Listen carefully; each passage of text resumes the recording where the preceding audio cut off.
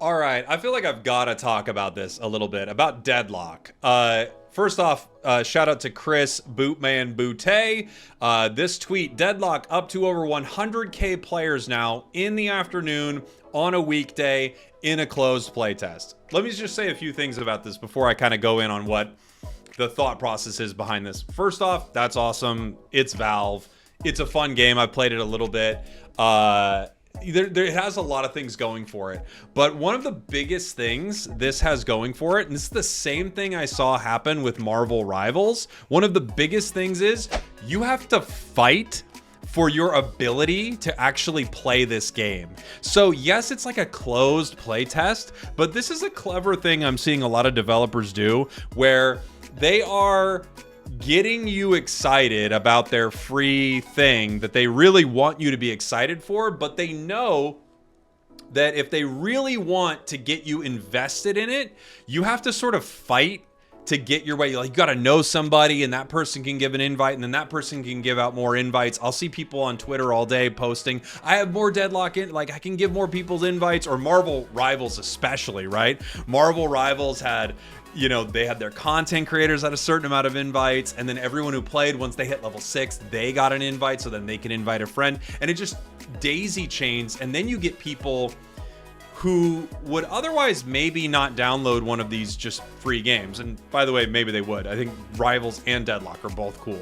But they might not be as invested if it wasn't for the fact that there was this barrier to entry that makes it feel more exclusive. It's the line outside of a nightclub. I don't know if you know the reason for having a line outside of a nightclub, but it's not simply because the nightclub is full and they can't let more people in. At some point in the night, that does probably happen to really popular spots, right? But the reason they have the line outside of the nightclub, even when the nightclub doesn't have a lot of people in it, is they want the place to look cool. And having these games in a closed alpha, closed beta, but there are codes you can get out by retweeting, but there are codes you can get out by watching a streamer, but there are codes that you can get by having a friend who's playing the game.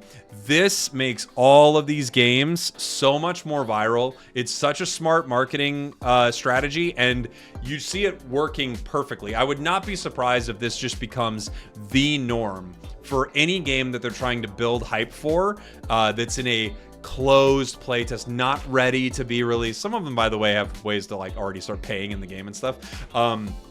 But all of these closed tests, you're assuming that it's really cool because they won't automatically just let you in.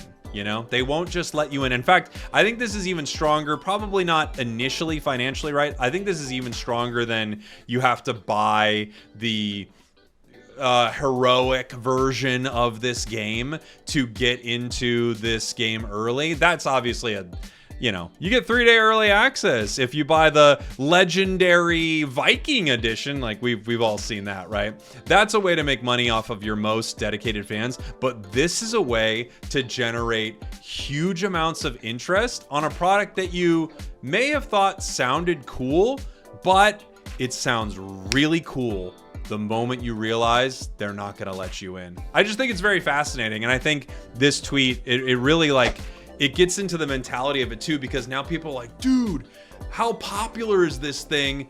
You can't even get in. And look how popular, like, you can get in.